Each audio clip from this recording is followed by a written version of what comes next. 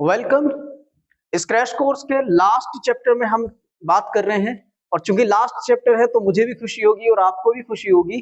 Chapter number 13 जिसे हम are environment के नाम से जानते हैं, इस पर बात करेंगे। सर, एनवायरमेंट क्या होता है? एनवायरमेंट होता है वो सारी चीजें जो हमारे आसपास में मौजूद हैं, मिलकर एनवायरमेंट बनाती हैं। What is environment? सबसे पहला सवाल ही ये होता है कि everything in our surrounding, everything in our surrounding क्या बनाती है? एनवायरनमेंट बनाती है। जो भी चीजें हमारे चारों तरफ हैं वो हमारा एनवायरनमेंट बनाती हैं। सर, हमारे चारों तरफ दो तरह की चीजें हैं। कौन कौन सी दो तरह की चीजें हमारे चारों तरफ हैं? बताओ। यस, दो तरह की चीजें हैं।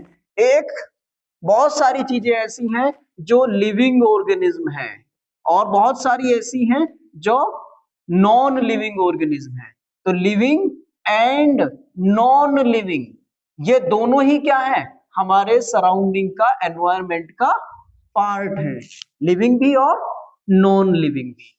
लिविंग ऑर्गेनिज्म जो भी होते हैं वो कौन सा फैक्टर, वो क्या बनाते हैं? वो बनाते हैं बायोटिक कंपोनेंट। क्या बनाते हैं?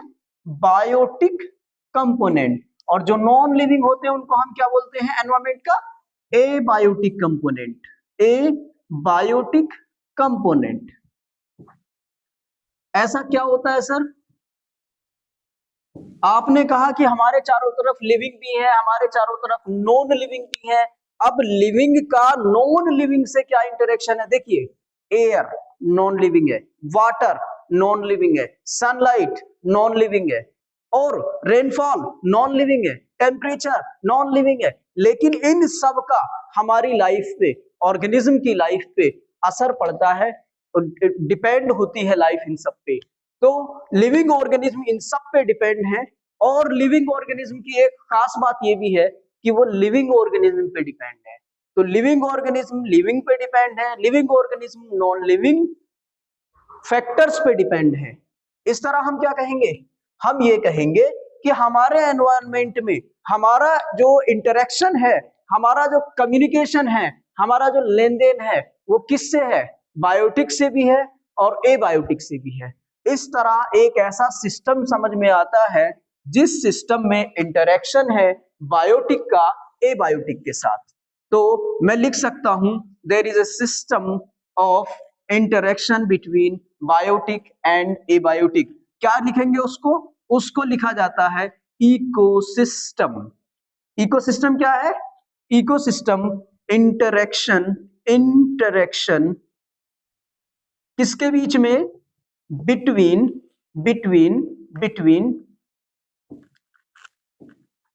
Living and non living. और एक बात और मैंने आपको बताई थी, इंटरेक्शन अमंग लिविंग। ये भी आंसर में रहेगा कि लिविंग में भी, लिविंग का आपस में इंटरेक्शन भी क्या कहलाता है? Among living. यानी लिविंग ऑर्गेनिज्म के आपस में भी इंटरेक्शन होता है। उस पूरे सिस्टम को हम क्या कहते हैं? इकोसिस्टम कहते हैं। इस तरह इकोसिस्टम आप देखेंगे तो दो तरह का बनेगा। एक इकोसिस्टम वो है जैसे मैंने फसल उगाई है तो उस फसल को हम कहेंगे आर्टिफिशियल इकोसिस्टम। एक इकोसिस्टम है जैसे मेरा गार्डन है घर का, आपका गार्डन है, आपके स्कूल में गार्डन है, आप शहर में या कस्बे में या गांवों में देखते हैं पार्क देखते हैं, तो ये सब आर्टिफिशियली ग्रो कराए जाते हैं। इन सब को ह्यूमन अपने एफर्ट के साथ डिजाइन करता है।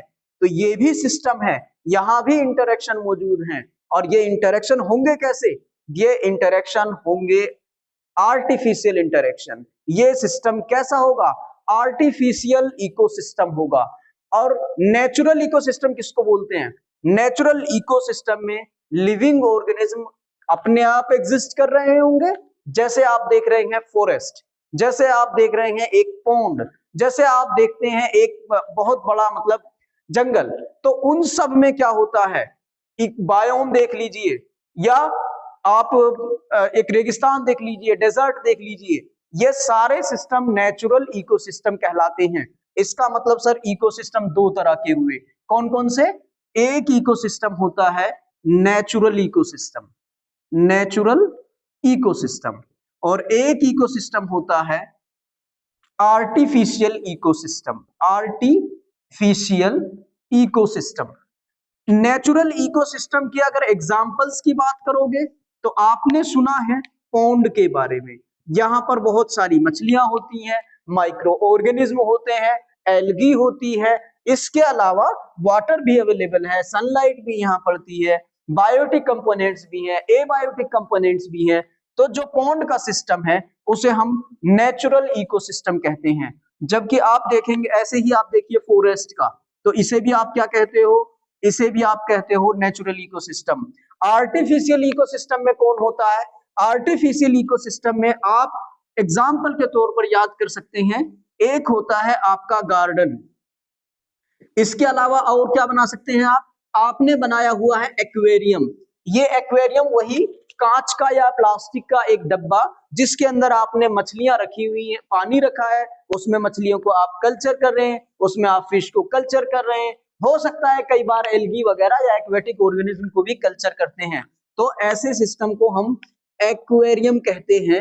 एक्वा का मतलब खुद हम जानते हैं पानी होता है, और ये एक्वेरियम के अंदर जो हमने मछलियों को पाला हुआ है उससे हमारा बनता है आर्टिफिशियल इकोसिस्टम। ये नेचुरल इकोसिस्टम हो या आर्टिफिशियल इकोसिस्टम है, इनमें तीन तरह के ऑर्गेनिज्म हमको मिलते हैं। कौन कौन से तीन तरह के ऑर्गेनिज्म मिलते हैं?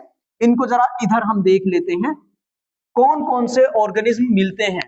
एक तरह के ऑर्गेनिज्म वो मिलते हैं, मैं यहां लिख देता हूं, टाइप्स ऑफ ऑर्गेनिज्म्स।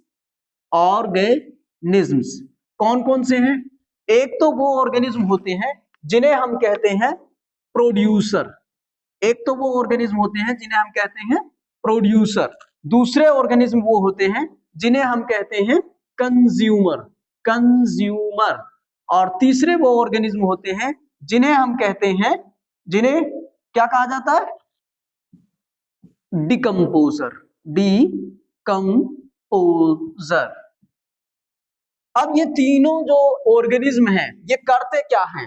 देखिए, प्रोड्यूसर का काम है, ये ऐसे ऑर्गेनिज्म है कि अपनी एनर्जी, अपनी बॉडी खुद मतलब खुद बनाते हैं, उसके लिए एनर्जी खुद बनाते हैं। कैसे बनाते होंगे? खुद डिजाइन करते हैं, और बल्कि बाकी दूसरे ऑर्गेनिज्म के लिए प्रोवाइड भी करते हैं। तो प्रोड्यूसर क्या करते हैं? Formation of the food. Producer क्या करते हैं? Formation of the food. अब ये फूड किसके लिए होगा? ये अपनी बॉडी के लिए भी होगा, और ये दूसरे किसी अदर ऑर्गेनिज्म की बॉडी के लिए भी होगा। तो सर प्रोड्यूसर तो हम जानते हैं फोटोसिंथेटिक ऑर्गेनिज्म होते हैं, यानी वो ऑर्गेनिज्म जो सनलाइट की प्रेजेंस में अपना खाना खुद बनाते हैं, उनको हम कहते हैं फोटो ट्रॉपिक, या फिर हम उनको कहते हैं ऑटोट्रॉपिक। ऑटो का मतलब खुद होता है, यानी जितने भी ऑटोट्रॉपिक ऑर्गेनिज्म हैं, ये सनलाइट में अपना खाना बनाते हैं, इसलिए इनको बोलते हैं फोटोट्रॉपिक ऑर्गेनिज्म। अब ये फोटोट्रॉपिक ऑर्गेनिज्म क्या करेंगे? प्रोडक्शन करेंगे, प्रोड्यूस करेंगे। जबकि कंज्यूमर क्या होते हैं? कंज्यूमर कंज्यूम करते हैं। किसको कंज्यूम करेंगे? जो आपके प्रोड्यूसर ने प्रोड्यूस किया, यानी कंज्यूमर डिपेंड होते हैं ऑटोट्रॉप्स पे। और ये कंज्यूमर सिर्फ ऑटोट्रॉप पे ही डिपेंड नहीं होते, कुछ ऐसे भी कंज्यूमर हैं जो किसी और कंज्यूमर पे डिपेंड होंगे। मतलब एक कंज्यूमर, एक यूज करने वाला ऑर्गेनिज्म, हो सकता है वो प्लांट को यूज करे, हो सकता है वो किसी एनिमल को यूज करे, और जब वो एनिमल को यूज करेगा तो वो तो एनिमल हो सकता है वो पहले से प्लांट को यूज करता हो। तो इसका मतलब ये हुआ कि एक कंज्यूमर डायरेक्टली प्लांट का यूज भी कर सकता है, और ये भी हो सकता है कि वो किसी एनिमल का यूज करे, और ऐसा भी हो सकता है कि वो डेड रिमेन पे अपना काम करे, और ऐसा भी हो सकता है कि वो कंज्यूमर किसी की बॉडी पर चिपक जाए, पैरासाइट बन जाए, जैसे जोंक बन जाती है, जैसे टिक्स बन जाती हैं, जैसे लाइस बन जाती हैं। तो आप देखते हैं वो किसी ऑर्गेनिज्म के ऊपर रहते हैं और वहीं से अपना फूड एब्जॉर्ब करते हैं। तो इस तरह कंज्यूमर के 4 टाइप्स हमें समझ में आते हैं। कौन कौन से? कौन कौन से? सर, एक कंज्यूमर वो होता है जो डायरेक्टली प्लांट्स पर यानी फोटोसिंथेटिक ऑर्गेनिज्म पर डिपेंड होता है। ऐसे को हम बोलते हैं हर्बीवोर। क्या बोलते हैं? हर्बीवोर। कुछ कंज्यूमर ऐसे होते हैं जो हर्बीवोर मतलब जो हर्बीवोर पे डिपेंड होते हैं, उनको हम कहते हैं, यानी वो किसी एनिमल पे ही डिपेंड होंगे, उसको हम कहते हैं कार्निवोर। उसको हम बोलते हैं कार्निवोर। और कुछ ऑर्गेनिज्म ऐसे हैं जो डिपेंड करते हैं, हर्बीवोर भी होते हैं, कार्निवोर भी होते हैं, मतलब वो प्लांट्स पे भी डिपेंड करते हैं और एनिमल्स पे भी डिपेंड करते हैं। उनको हम कहते हैं ओमनीवोर। उनको हम ओमनीवोर बोलते हैं। इसके अलावा कुछ ऑर्गेनिज्म कंज्यूमर ऐसे हैं जो क्या करते हैं, ऐसे कंज्यूमर भी हमारे पास मौजूद हैं जो लिविंग ऑर्गेनिज्म पे रहते हैं और उसका ही मटेरियल यूज करते हैं अपनी एनर्जी के लिए, जैसे टिक्स है, लाइस है, ये सब क्या करते हैं ये।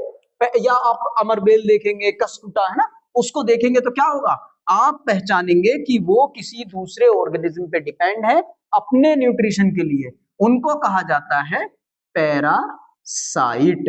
मतलब ये जिंदे रहेंगे लेकिन किसी दूसरे के ऊपर जिंदे रहेंगे। अच्छा सर, हमें पता चला कि प्रोड्यूसर होते हैं, तो प्रोड्यूसर करते क्या हैं? हमने आपको बताया प्रोड्यूसर फोटोसिंथेसिस करते हैं, प्रोड्यूसर फोटोट्रॉफिक होते हैं। हम आपको ये भी बता रहे हैं कि वो बनाते किससे हैं अपना खाना? वो खाना बनाते हैं इनऑर्गेनिक मटेरियल से। किससे बनाते हैं? इनऑर्गेनिक कंपाउंड्स में। इनऑर्गेनिक कौन कौन है? कार्बन इनऑर्गेनिक है, नाइट्रोजन इनऑर्गेनिक है, ऑक्सीजन इनऑर्गेनिक है। इसके अलावा आप देखोगे नाइट्रोजन है, फास्फोरस है, पोटेशियम है, ये सब क्या है? ये सब इनऑर्गेनिक सब्सटेंसेस हैं। और इन सब को मिला करके CO2 अपने आप में इनऑर्गेनिक सब्सटेंस है, उसको मिलाओ आप, ये कन्वर्ट कर देते हैं किसमें किसमें किसमें? ऑर्गेनिक सब्सटेंसेस में। ऑर्गेनिक सब्सटेंसेस में। ये किसका काम है इनऑर्गेनिक से ऑर्गेनिक बना देना? ये काम है आपके प्रोड्यूसर्स का। प्रोड्यूसर क्या करते हैं? फोटोसिंथेसिस। फोटोसिंथेसिस में इनऑर्गेनिक पकड़ते हैं और उसको बना देते हैं ऑर्गेनिक सब्सटेंस। अब ऑर्गेनिक सब्सटेंस को कौन यूज करता है? हर्बीवोर यूज करते हैं, कार्निवोर यूज करते हैं, ओमनीवोर यूज करते हैं, पैरासाइट यूज करते हैं। इसके बाद बात आ जाती है लास्ट में डिकम्पोजर पे। अब ये डिकम्पोजर क्या करते हैं? असल में डिकम्पोजर वे ऑर्गेनिज्म हैं जो किसी भी ऑर्गेनिज्म के डेथ होने के बाद उसको डिके करेंगे, उसको गलाएंगे, सड़ाएंगे और क्या बना देंगे? मिट्टी बना देंगे, उसको सॉइल में कन्वर्ट कर देंगे।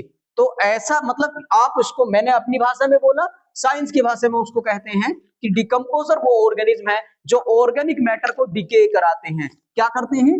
डिके कराते हैं। डिके का मतलब होता है गलाना, सड़ाना, बेकार कर देना, मिट्टी बना देना। Decay organic matter.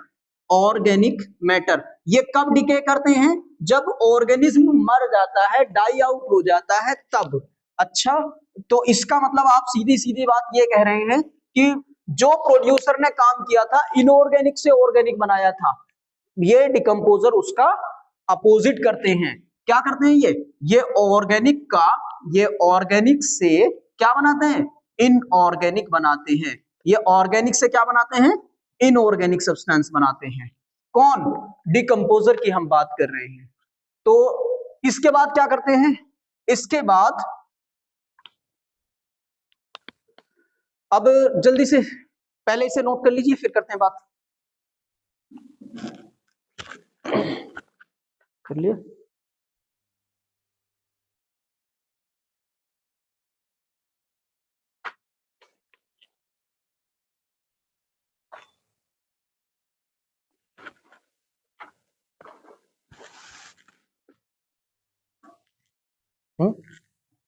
चल रहा, चल ही जा रहा, चलो कट करवाते हैं। टूट न जावे।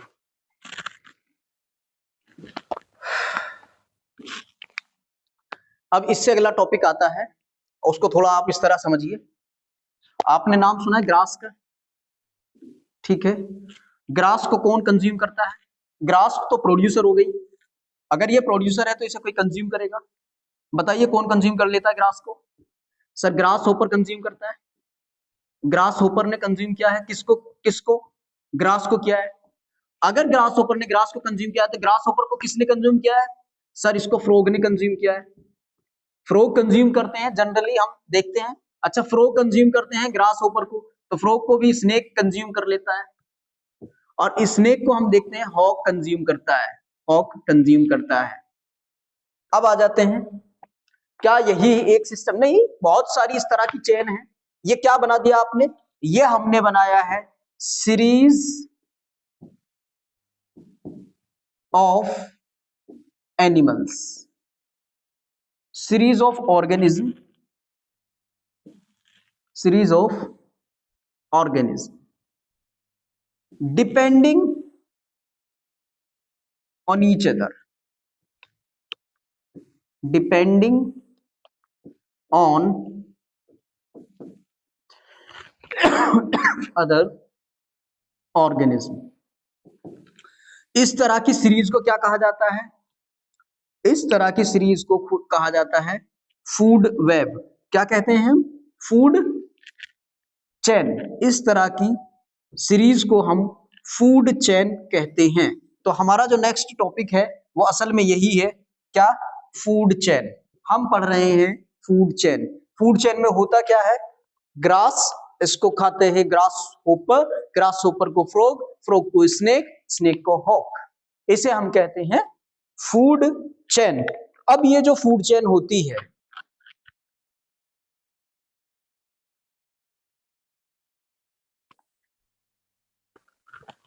इसमें हम देख रहे हैं लेवल्स।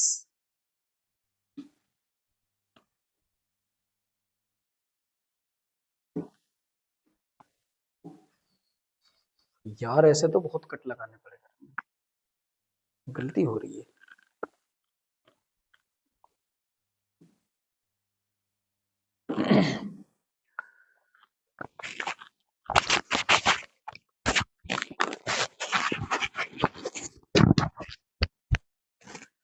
अब हमारा टॉपिक आता है फूड चेन और फूड वेब। उसको समझने के लिए हमें समझना होगा सबसे पहले एक ग्रास का मैदान ले लीजिए। इस ग्रास लैंड में ग्रास को कंज्यूम करता है, ग्रास तो अपने आप में प्रोड्यूसर है, ये तो ग्रीन होती है। अगर ये प्रोड्यूसर है तो इसे कंज्यूम करता है कौन?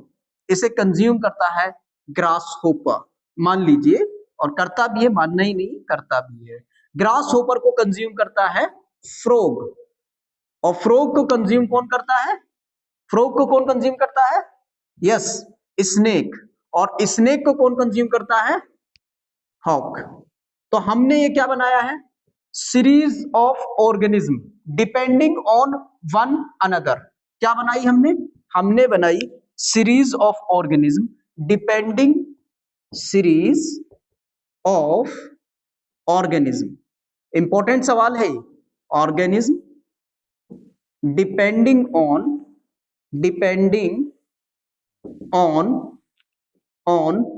One another. इसको हम क्या कहते हैं?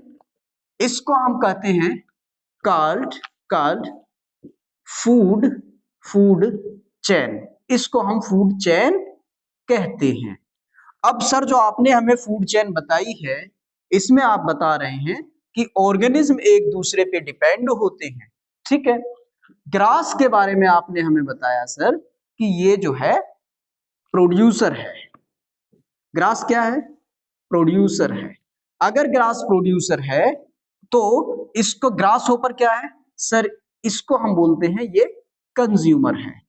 फ्रॉग इसको कहेंगे प्राइमरी कंज्यूमर, फ्रॉग हो जाएगा सेकेंडरी कंज्यूमर, सेकेंडरी कंज्यूमर।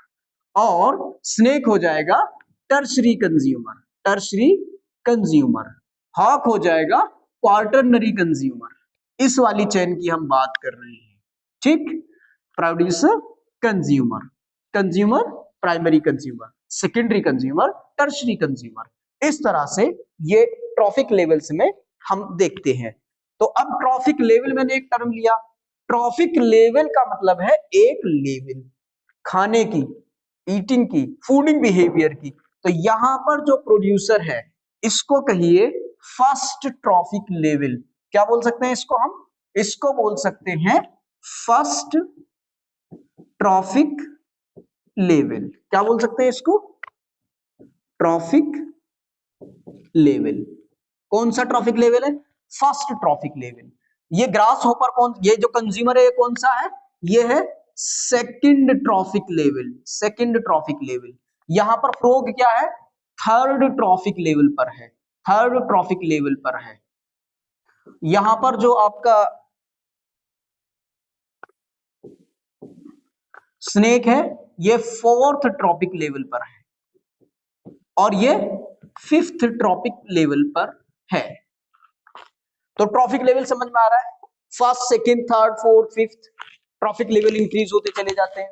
इन ट्रॉफिक लेवल्स के अंदर एक चीज आपको देखने को मिलेगी, जो आपके प्रोड्यूसर हैं ये प्रोड्यूस करते हैं सनलाइट की प्रेजेंस में। अब सनलाइट की प्रेजेंस में अगर ग्रास अपना खाना बनाएंगे तो आप ये समझिए कि सनलाइट का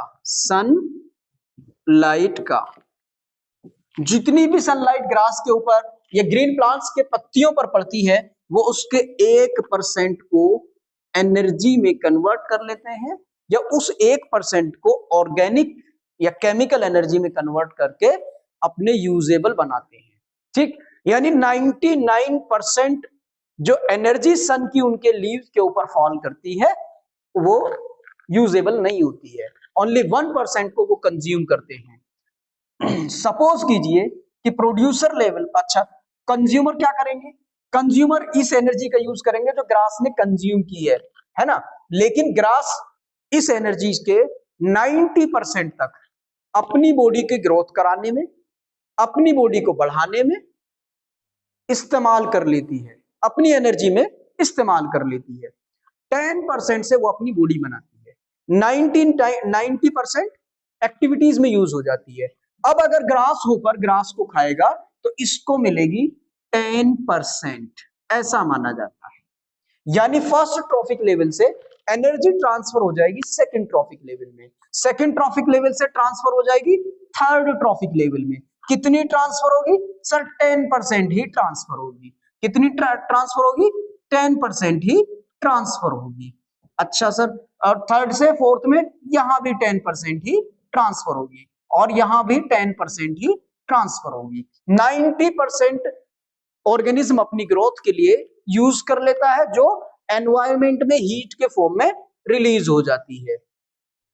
अब होता क्या है सर, इस पे बेस एक क्वेश्चन करने की तैयारी है। कैसे क्वेश्चन है? एनसीईआरटी या सीबीएसई कई बार क्वेश्चन इस तरह देती है कि सपोज कीजिए फर्स्ट ट्रॉफिक लेवल में 1 लाख जूल एनर्जी थी। How much energy was there? 1 lakh joule. कहां पर थी? फर्स्ट ट्रॉफिक लेवल में। ठीक है, अब आपको बताना है फोर्थ ट्रॉफिक लेवल पर कितनी एनर्जी होगी। सर फर्स्ट पे है 1 लाख, तो हम जानते हैं सेकंड पर होगी 10,000। क्यों? क्योंकि सर इसका 10% हम लेंगे, तो सेकंड जो ट्रॉफिक लेवल होगा उस पर कितनी होगी? 10,000। और जो थर्ड ट्रॉफिक लेवल होगा उस पर कितनी होगी? थर्ड ट्रॉफिक लेवल होगा उस पर कितनी एनर्जी होगी? Sir 1000 joule. 1000 joule. Sir energy को किसमें नापते हैं? जूल में नापते हैं ना। ठीक, थर्ड से अब हम किसमें कैलकुलेट कर रहे हैं? फोर्थ ट्रैफिक लेवल पर। फोर्थ ट्रॉफिक लेवल पर जब देखेंगे तो कितनी होगी? 100 जूल। आप देखिए बहुत बड़ी अमाउंट ऑफ एनर्जी एनवायरमेंट में रिलीज हो जा रही है और अगले ट्रॉफिक लेवल पे कुल 10% तक। ये 10% फिक्स नहीं है, कम भी हो सकती है, ज्यादा भी हो सकती है। एवरेज 10% ट्रांसफर होती है एक लेवल से दूसरी लेवल में, दूसरी लेवल से तीसरी लेवल में। तो वो 10% कम होते होते होते होते सिर्फ ऊपर आप देख रहे हैं फोर्थ लेवल में 100 जूल तक बचती है। इसलिए फूड चेन के अंदर ज्यादा ट्रॉफिक लेवल नहीं होते हैं, 3, 4 या 5, इससे ज्यादा ट्रॉफिक लेवल बहुत कम चेन्स में, फूड चेन्स में मिलते हैं। अब एक इंपॉर्टेंट बात ये समझ में आती है कि जो फूड चेन है, इस फूड चेन में एनर्जी कभी बैक नहीं हो रही है, एनर्जी यूनिडायरेक्शनल है। तो मैं यहां लिख देता हूं कि एनर्जी फ्लो कैसा है, unidirectional. Energy flow is unidirectional. किसमें, फूड चेन के अंदर। अच्छा, ये तो हमने एक फूड चेन बनाई थी जो इस वाली स्लाइड में बनाई थी, लेकिन अब ये देखिए ना कि क्या यही एक चेन है, नहीं, लैक्स ऑफ लैक्स इस तरह की सीरीज, इस तरह की चेन आपको मिलेंगी, यानी बहुत सारी फूड चेन है। और उन फूड चेन में भी एक ऑर्गेनिज्म एक ही फूड चेन का हिस्सा नहीं है, एक ऑर्गेनिज्म कई सारी फूड चेन का हिस्सा है। देखिए, हम हर्बीवोर भी हैं और हम कार्निवोर भी हैं, इसी वजह से हमें ओमनिवोर कहा जाता है। तो हम दो चेन का हिस्सा तो अकेले हो गए, किसी उस चेन का जब हम साग सब्जी खा रहे होते हैं तब हम हर्बीवोर के कैटेगरी में होते हैं, और जब हम मांस खा रहे होते हैं तो हम कार्निवोर की कैटेगरी में खड़े होते हैं। जब मांस खा रहे हो तो थर्ड ट्रॉफिक लेवल पर, साग खा रहे होते हैं तो सेकंड ट्रॉफिक लेवल पर हम काउंट होंगे।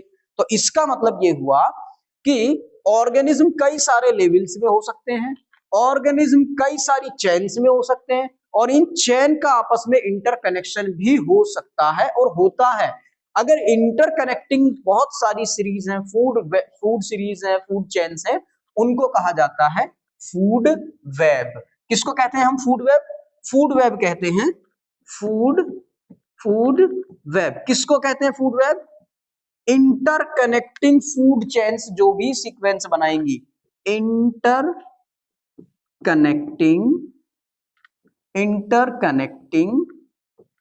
फूड चेन्स क्या बनाती हैं? Makes food web. ठीक है, अब यहां तक समझने के बाद प्रोड्यूसर हमने समझ लिया, कंज्यूमर हमने समझ लिया, प्राइमरी कंज्यूमर हमने समझा, सेकेंडरी कंज्यूमर हमने समझा, टर्शरी कंज्यूमर हमने समझा, फूड वेब हमने समझी, है ना, फूड चेन, फूड वेब हमने समझ लिया, हमने एनर्जी का ट्रांसफर भी समझ लिया। सबसे ज्यादा एनर्जी कहां पाई जाती होगी? फास्ट ट्रॉफिक लेवल में। किसके पास? प्रोड्यूसर्स के पास। तो अब एक बात ये भी समझिए, जैसे जैसे फूड चेन में हम ऊपर जाते हैं वैसे वैसे नंबर ऑफ ऑर्गेनिज्म कम होते रहते हैं, कम होते चले जाते हैं, यानी प्रोड्यूसर में सबसे ज्यादा होंगे। सबसे ज्यादा ऑर्गेनिज्म इस दुनिया में जो अवेलेबल होंगे वो प्रोड्यूसर होंगे, उनके ऊपर प्राइमरी कंज्यूमर डिपेंड करते हैं, और सेकेंडरी कंज्यूमर उससे कम होंगे क्योंकि वो प्राइमरी कंज्यूमर्स पे डिपेंड करते हैं। फूड चेन की एक इंटरेस्टिंग फैक्ट मैं आपको बता देता हूं, बड़ा इंटरेस्टिंग फैक्ट, और मुझे उम्मीद है कि आपको पसंद भी आएगा। सपोज कीजिए, सपोज नहीं करना है बल्कि ये समझते हैं कि ये ग्रास है, ये ग्रास है। अब इस ग्रास, ये डिपेंड इसको खाता है ग्रास होपर, ग्रास होपर को खाता है फ्रॉग, और फ्रॉग को खा लेता है कौन? फ्रॉग को खा लेता है स्नेक, और स्नेक को खा लेता है हॉक। ठीक है सर, अब यहां से मान लीजिए इस दुनिया से हम फ्रॉग को गायब कर दें, इस वाली सीन से फ्रॉग गायब हो जाता है। जैसे ही फ्रॉग गायब होगा, स्नेक्स को खाने के लिए कुछ नहीं मिलेगा, और उस बिना पे, है ना, फूड की स्कार्सिटी की बिना पे स्नेक डाई आउट हो जाएंगे। चूंकि स्नेक्स डाई आउट हो जाएंगे तो हॉक भी डाई आउट कर जाएंगे। यानी जब फ्रॉग, एक सिस्टम से फ्रॉग को गायब किया गया तो वहीं पर स्नेक, हॉक, उसके आगे के डिपेंडेंट जो भी थे वो भी गायब हो जाते हैं। अब हमें मजा ये आ रहा है कि सर ये तो बाकी रह गए ना, ग्रास बाकी रह गई और ग्रास होपर बाकी रह गए।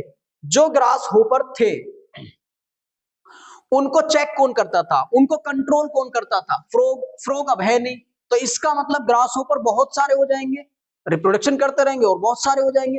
अगर ग्रास होपर बहुत सारे हो गए तो वो ग्रास जो अवेलेबल है इसको बहुत जल्दी कंज्यूम कर लेंगे, और जब इसे जल्दी कंज्यूम कर लेंगे तो ग्रास खत्म हो जाएगी, और अगर ग्रास खत्म हो जाएगी तो बचेगा ग्रास होपर, और अल्टीमेटली ग्रास होपर को खाने को नहीं मिलेगा कुछ भी।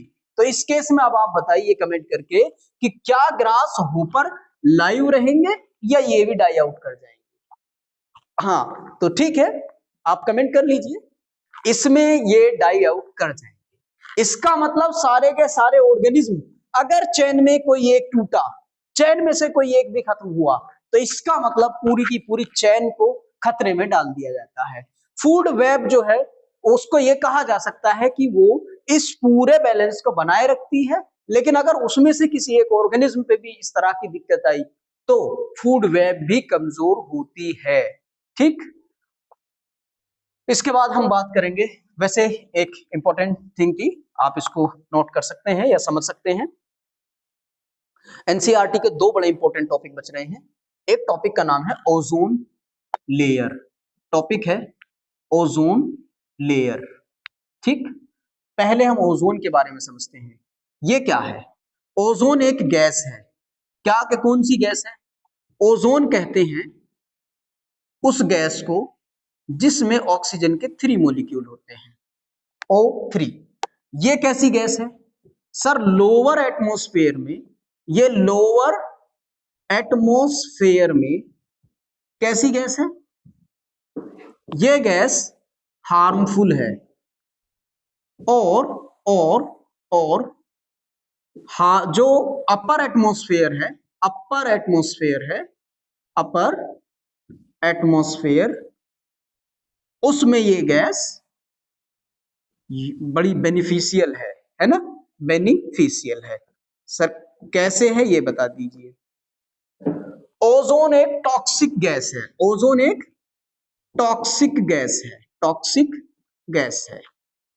ठीक है, तो इसको लोअर एटमॉस्फेयर में नहीं होना चाहिए, यहां हम रहते हैं तो ओजोन अगर रहेगी तो दिक्कत होगी, इसलिए इस दुनिया के बनाने वाले ने ओजोन को थोड़ा सा हमसे ऊपर रखा है। मान लीजिए ये अर्थ है, ये अर्थ है, अर्थ सरफेस है, इसके चारों तरफ आप देख रहे हैं क्या है, ये एटमॉस्फेयर है, ये चारों तरफ एटमॉस्फेयर है। इस एटमॉस्फेयर में नियर बाय 25 किलोमीटर में एक परत है, और इस परत को क्या कहा जाता है, इस लेयर को क्या कहा जाता है, हाँ ओजोन लेयर कहा जाता है। ओजोन लेयर में कौन सी गैस मिलती है, ओजोन गैस मिलती है। इसका बहुत इंपॉर्टेंट रोल है यहां पर, मैंने बताया कि अपर एटमॉस्फेयर में ये बड़ी बेनिफिशियल है। कैसे बेनिफिशियल है, ये रोकती है, किसको रोकती है, प्रिवेंट करती है, प्रिवेंट्स अल्ट्रा वायोलेट रेज। ये कहां से आती है, from the sun, from the sun. जो सन से अल्ट्रा वायलेट रेज आती हैं, ये उनसे अर्थ को प्रिवेंट करती है। अब अल्ट्रा वायलेट रेज के बारे में समझिए, ये बड़ी हार्मफुल रेज हैं, बहुत हार्मफुल रेज हैं। क्या करती हैं, ये स्किन कैंसर करती हैं, ये बायोमोलिक्यूल्स को डिग्रेड कर देती, बेकार कर देती हैं, उनका केमिकल नेचर डिस्ट्रॉय कर देती हैं, प्रोटीन्स का नेचर डिस्ट्रॉय कर देती हैं, ये डीएनए का नेचर तक डिस्ट्रॉय कर देती हैं। कौन, अल्ट्रावायलेट रेज। अगर ये डायरेक्ट हमारी बॉडी पर पड़ने लगे तो बॉडी के अंदर बहुत सारे डिसबैलेंसेस हो जाएंगे, बहुत सारे डिसऑर्डर्स हो जाएंगे, यहां तक कि जेनेटिक डिसऑर्डर्स भी आने लगेंगे।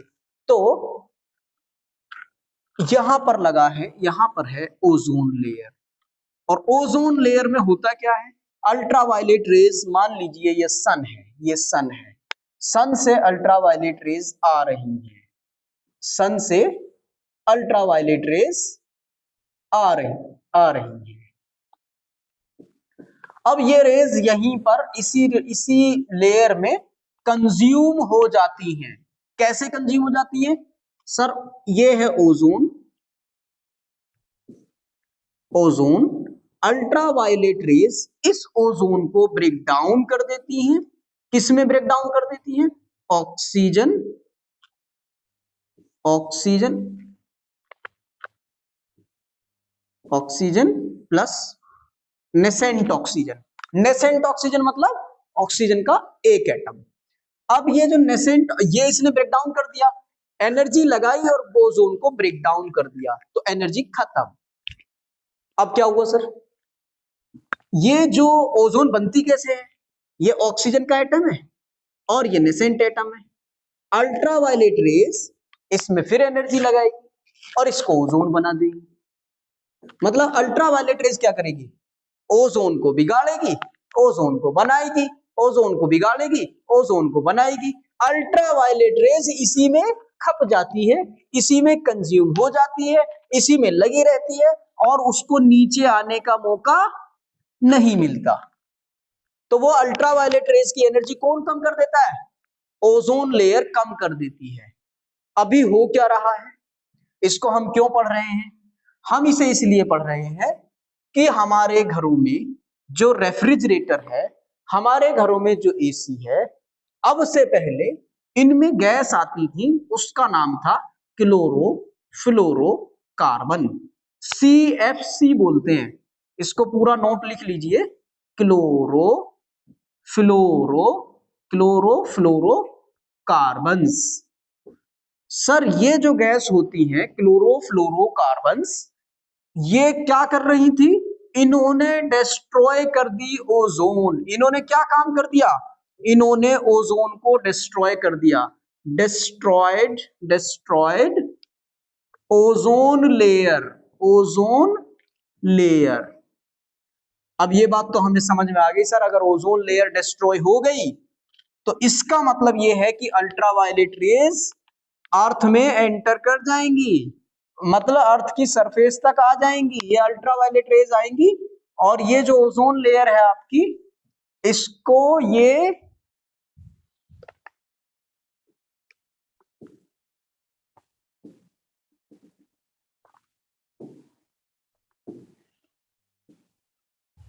सीधी सरफेस पे आएंगी और फिर ये हार्मफुल रेज है तो बीमारियां करेंगी। क्या करना है फिर इसका, इसकी वजह से ऐसा हुआ, इन क्लोरोफ्लोरोकार्बन से ऑस्ट्रेलिया के ऊपर, ऑस्ट्रेलिया के एटमॉस्फेयर में ऊपर, एंटार्क्टिका के ऊपर क्या कर दिया है, एक होल कर दिया है। उस होल, ओजोन कर दिया था, वो थोड़ा ठीक होने लगा है लेकिन वो होल हो गया, उसकी वजह से अल्ट्रावायलेट रेज एंटर करने लगी अर्थ पर। क्लोरोफ्लोरोकार्बन जो मतलब ओजोन लेयर इन्होंने डिस्ट्रॉय कर दी थी, यूज कहां होता है, यूज्ड इन रेफ्रिजरेटर। कहां होता है, रेफ्रिजरेटर में। और कहां यूज होता है ये, और ये यूज होता है एसीज में, है ना, एसी जानते हैं ना, हाँ ठीक, एसी में, रेफ्रिजरेटर में ये गैसेस जो है इस्तेमाल होती थी। फायर एक्सटिंग्विशर में, फायर एक्सटिंग्विशर, इनमें भी ये इस्तेमाल होती थी। अब कौन कौन सी इस्तेमाल हो, अब कौन कौन सी गैस इस्तेमाल होती है, रेफ्रिजरेटर में कौन सी होती है, एसी में कौन सी होती है और फायर एक्सटिंग्विशर में कौन सी होती है, आप बताएंगे, कमेंट कर लीजिए। रेफ्रिजरेटर में यूज होती है पेंटेन गैस C5H10। एसी में कौन सी यूज होती है, एसी में यूज होती है, पेंटेन ही का डेरिवेटिव है। और फायर एक्सटिंग्विशर में कौन सी यूज होती है, CO2 यूज होती है।